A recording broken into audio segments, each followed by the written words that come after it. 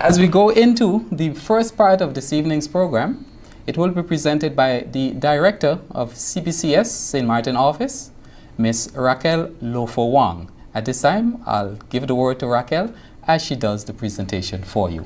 Raquel, good evening to you. Good evening, Mr. Tobias. Thank you for this kind introduction. And from my end, also a warm welcome to those that are listening both in Curacao and St. Martin.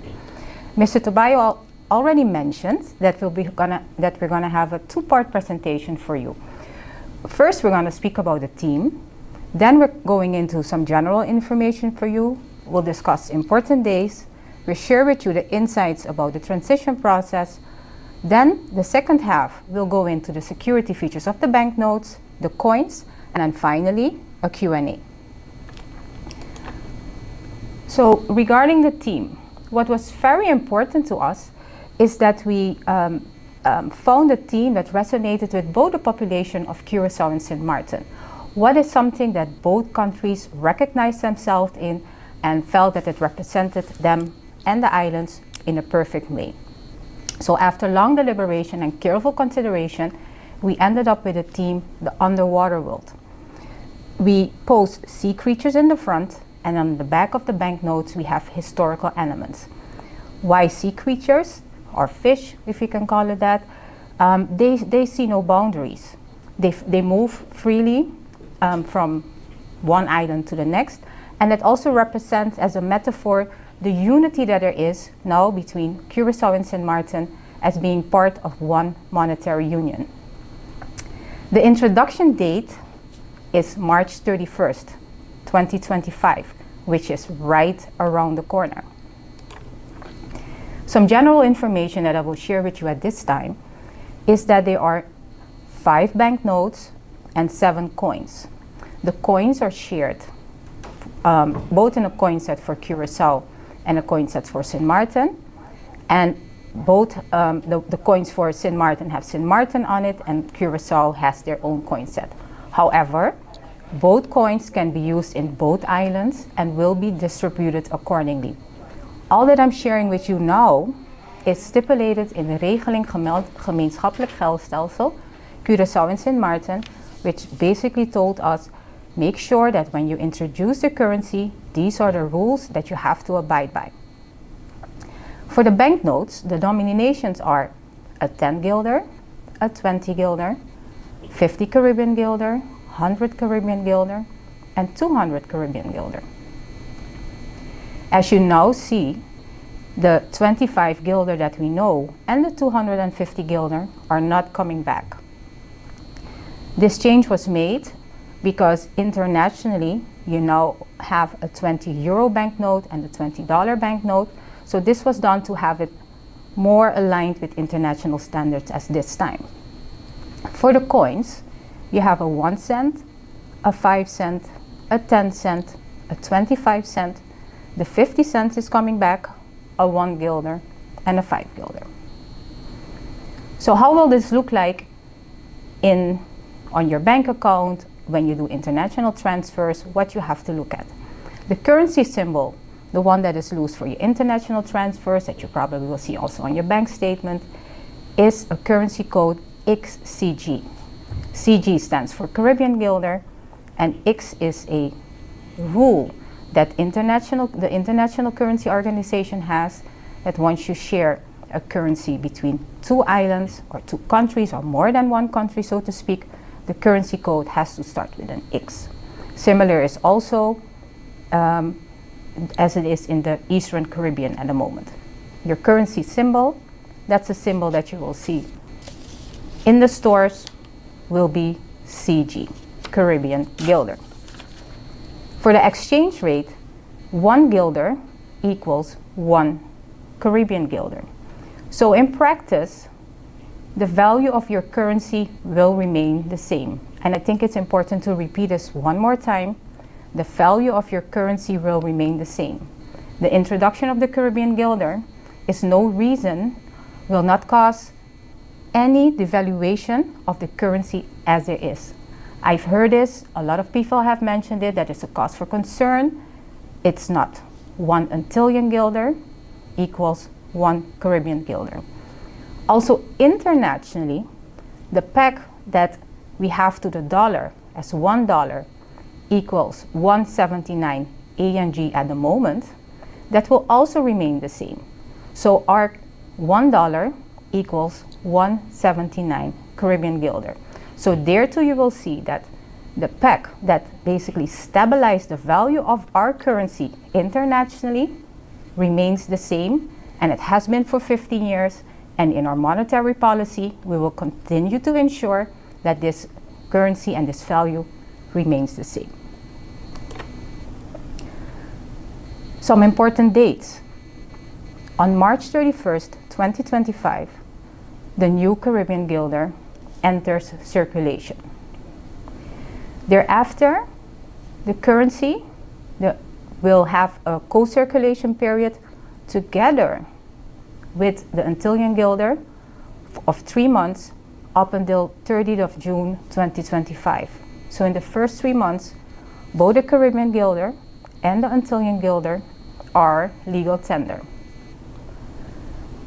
9 months thereafter, up until the 31st of March 2026, you can still use, exchange your Antillean guilder at a commercial banks. So the first year, you can exchange your Antillean guilder at a commercial banks. 29 years after the 31st of March, you can then exchange your Antillean guilder at the central bank. So in total, this whole transition process, the time that you have to exchange your Antillean guilder into Caribbean guilder is a total of 30 years. I mentioned there's a co-circulation for 3 months. So that makes it a little bit easier. And why this was also done, because it's not expected that as of March 31st, 2025, everybody will walk with Caribbean guilder in their wallet. It will take some time for the funds to go from the central bank to the commercial banks, then reach into your wallet and go to the stores. So that's why there's a transition period of 3 months. On April 1st, however, and not on March 31st, your bank accounts will automatically be transferred from Antillean guilder into Caribbean guilder. And this was done in consultation with the banks, our main stakeholder in this process, because they asked us to do that, and not on March 31st, to ensure that they were able to close their month and their quarter in one currency. So in close consultation with them, the date was chosen to be April 1st, 2025. As for the ATMs, the process of converting the ATMs from Antillean guilder to Caribbean guilder base, this will also take some time. You have a lot of offsite ATMs. This cannot be done one time. So this process will also take some time, and we expect it to be maximum 2 to 3 weeks. That is our expectation. I mentioned that you have until March 31st to do all your exchanges at a commercial bank. So March 31st, 2026 is the last day that you can go to a commercial bank. However, there's one exception to this rule, and that are the unbanked. In order for this transfer and this transition to be as exclusive as possible, people without a bank account can exchange cash at the central bank from day one. Up until 2,500 guilders, you can come in one time and we will do the transfer for you, no questions asked. After 25 or above 2,500 guilders, this will be done on an appointment basis, and also by filling in the necessary documentations, a source of funds, declaring where the funds are coming from. The reason why we are doing this is the following. The central bank is the regulator of the financial sector of Curaçao and Sint Maarten. We asked the financial sector, and specifically in this case the banks, to adhere to international guidelines as it comes to ensuring that our country is not a center or becoming a center for money laundering, and the financing of terrorism. So in that respect, we also have to adhere to the same rules and guidelines. So we also will ask questions when it comes to people that are coming in with certain amounts of funds above 2,500 guilders after the first time when they come to the central bank.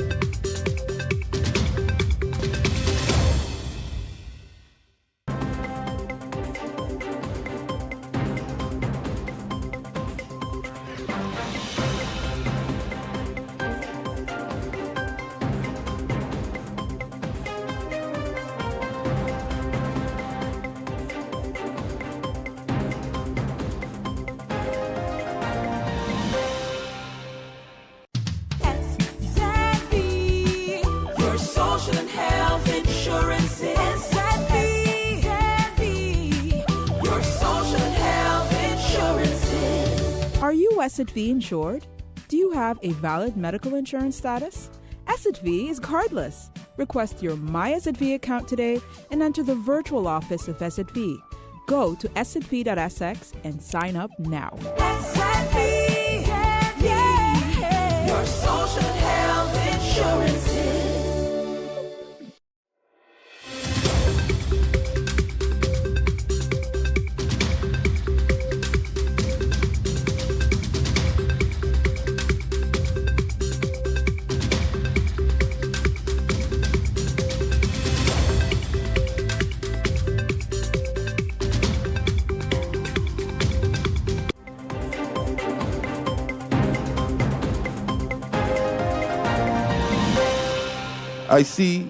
I think one of the colleagues touched on the school bus.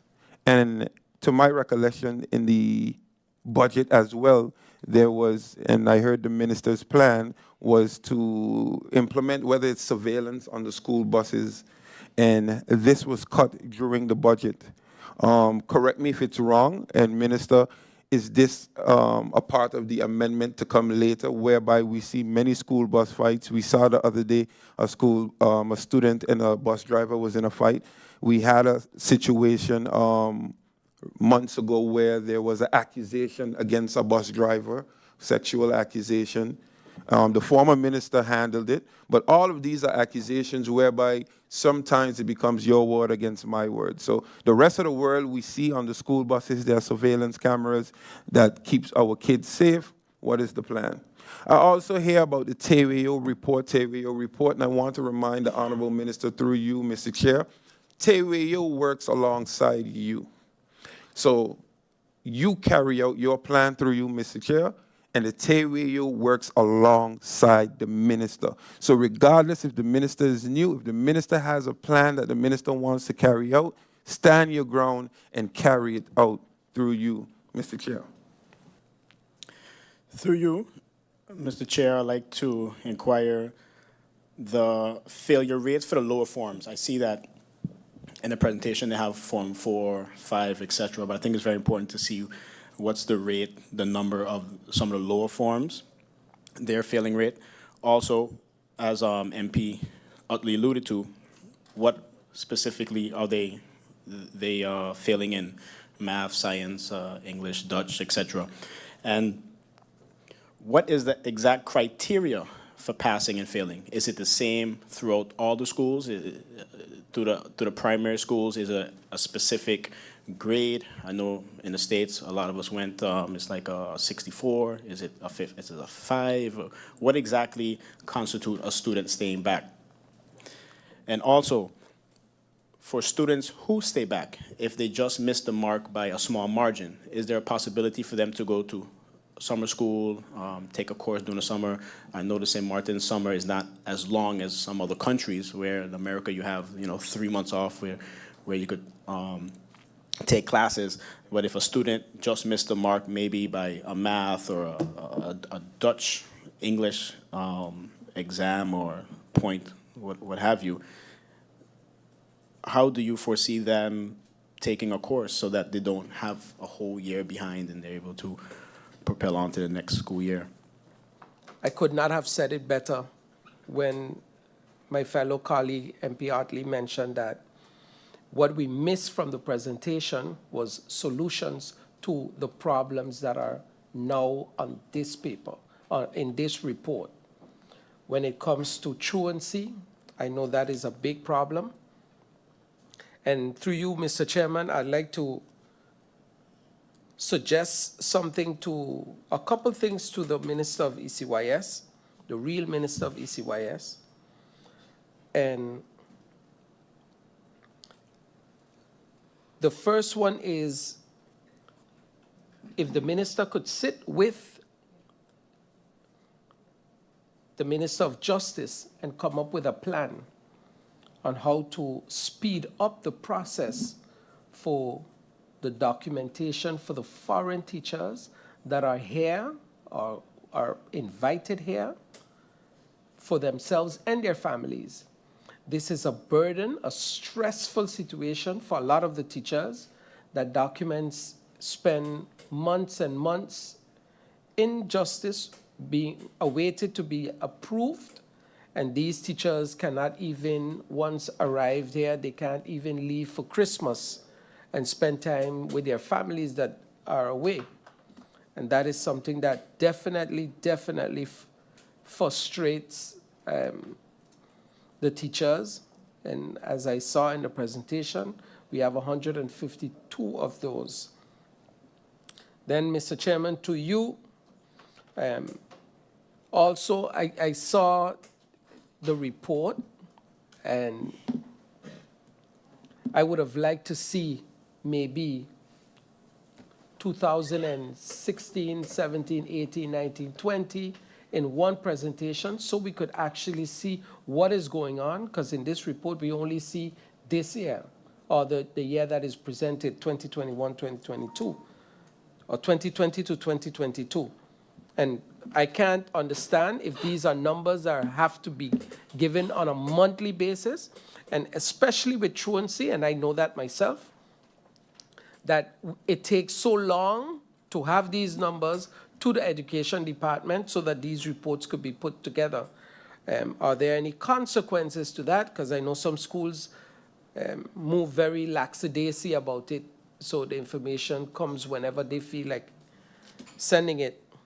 Then, Mr. Chairman, again through you, how exactly are the subsidies distributed or divided among the schools? What are the criteria for this? So is it how much students pass?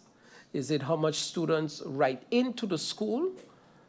What are the criteria to that? Because I have a couple ideas, but I'd like that information first before I bring that forward. When it comes to the subsidy for the schools, I know the calculation is basically per head count per student, in a sense. How does that work for the bus payments? Is it the same concept? I ask because when you also check, sometimes you see just civilians on the bus getting out of the school buses as well. Are those counted within their prices, in a sense? Because at the end of the day, they're taking up a space for a student. And who's controlling this? And who is basically checking the buses to ensure that only students are there to use the buses? And also, my colleague mentioned about the work permits, but I think it also goes further than that, because I think the schools are aware of deadlines that are put by the ministry as well. And also, one of the issues that comes across every year is also the evaluations of the foreign teachers that need to attend the schools. So there's a delay there, and sometimes the schools or the school boards submit the information late and request a rush on these documents as well. So collaboration, I think one of my colleagues mentioned it as well, putting a committee in place to ensure hard deadlines are met so that we can ensure that the schools can start the new school years with all the necessary staff that they need. And when we look at the staff, what is being done by the ministry as well when it comes to the professional development and the opportunities for teachers to be able to grow.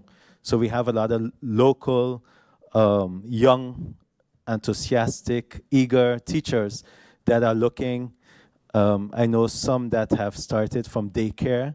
They followed courses and they're now within, the primary schools, and then looking to enhance themselves as well.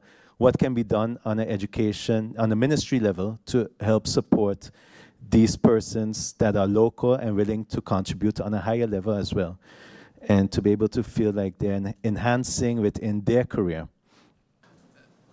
At the end of this presentation by the minister, thank you, Minister, but at the end of your presentation, I turned to MP Duran and I said, what I'm missing from this presentation is the position of government. I even asked him, who requested this meeting? Was it the minister? Was it a member of parliament? Because why are we here today? All of us are here to read a report. So for me, it's lacking, what is the position of the minister or the ministry? What do you want to accomplish with this report? It lacks, again, the vision of the government. Regarding the school board subsidy, part of the subsidy given to the school board goes to the audited financials. When we were there, we were trying to finalize this. The school boards complain consistently on the fact that they have to pay a lot of money to third parties, BDO and other entities, other financial entities, to pay to get audited financials to then submit to government. Our proposal then, and the majority of school boards then agreed, that we would then remove a part of the subsidy that goes to audited financials. That money would then go to SORB, and SORB then would do the audits for all school boards. So then we have one entity and have one standard when it comes to doing audited financials. And that would then take the pressure off of school boards to then use their own money and pay higher and different fees to these entities. Is that something that the minister could see herself in or even continue? The way that school boards get subsidy obviously isn't working, and that's another issue that they talked about. And also had meetings with me in my previous position. So I would like to know from the minister, do you agree with the current way that the school boards receive subsidy? And is that something you would like to look into to change? There's a covenant that was presented by the Y2 and the then President Stuart Johnson, and now he's part of the coalition. He's actually the chief of staff of the Prime Minister. Is that something that is going to get signed? Is that something the coalition can see themselves in, or was that just something political back then because you were opposition, and now that the government is together, we're not interested anymore in signing this covenant? In the report, it states that 59% of the teachers had bachelor's and master's degrees. And again, it's just data. This is a report full of data. What do you want from us as members of parliament? What do we do with this report? Is it high? Is 59% high? Is it satisfactory for the government and the minister? Do you want to increase that amount? What do we do with this data? And if it's low, what measures are being taken to increase the qualification levels of the teachers?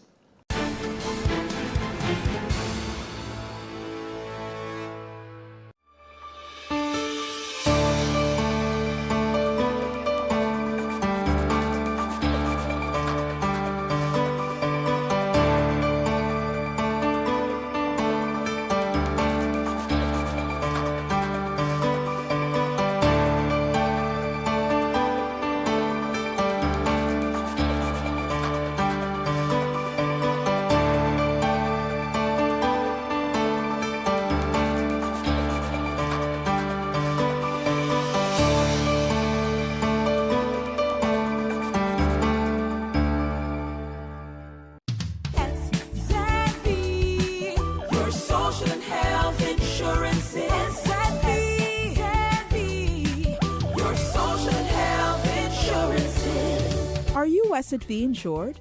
Do you have a valid medical insurance status? SXV is cardless. Request your My SXV account today and enter the virtual office of SXV. Go to sxv.sx and sign up now. SXV. yeah. Your social health insurances.